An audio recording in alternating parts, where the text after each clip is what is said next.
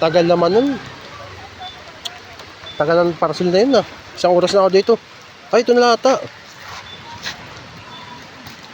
Hindi ako sure kung ito na nga yun eh. Ito na ata yung parcel ko. Ay, kuya! Ay, kaya, pwede magtanong? Ano? Sino po ba dito si, David Chander? David Chander? Oo. Ay, di po ako taga rito eh. Pero ito po yung binigay ko na address doon sa parcel ko. Baka po taga niyan lang yun. Ah, tanungin ko na lang. Oh, sige po, sige po. Kala ko sa akin pati yung parcel eh. Sige. Sige lang. Kala ko akin na yun eh.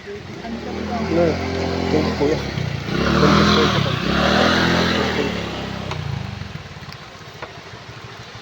Tagal naman nun.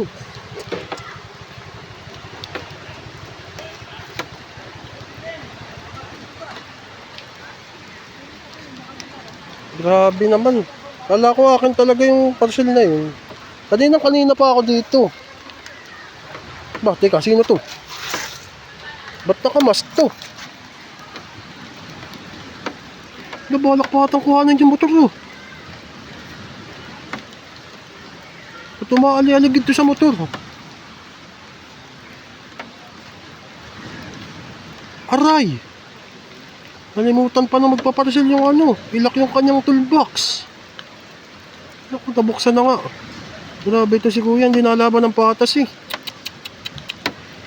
Umabang ka naman ng patas. Loko. Sama nung ito. Nagtakip na mukha para hindi makakilala. Hindi ko lang malapitan, baka may kargada eh. Wala na yung parcel. Wala na, nakalayo na.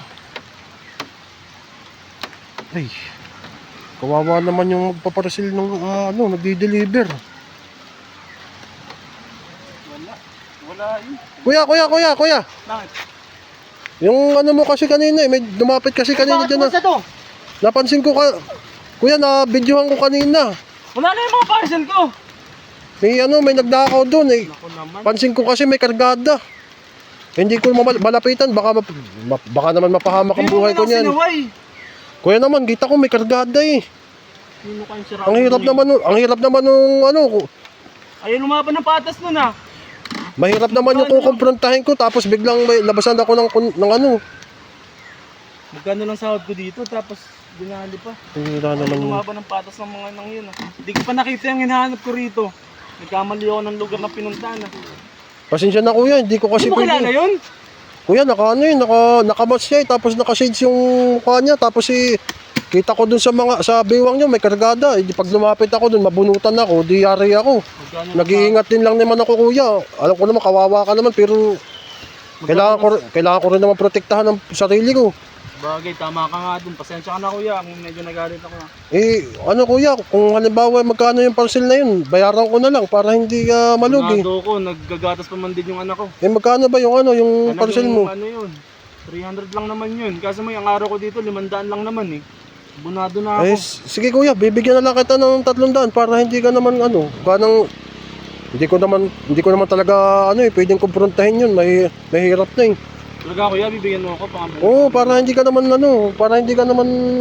gasino lang yun, kikitain lang din naman yun. Sige kuya, ikaw Sige, po bahala. sige. Kailangan ko po talaga Sa sunod, wag mo nang hayaang iiwanan yung susi ng motor mo at saka bukas yung toolbox mo. Akala ko naman po kasi Hindi, iwanan mo yung susi ng motor mo. Upuan dito. Akala ko po safety naman dito kasi di na masyado matao eh. Naku, kuya, pag dito, huwag kang magkakatiwala dito sa kahit saan lugar.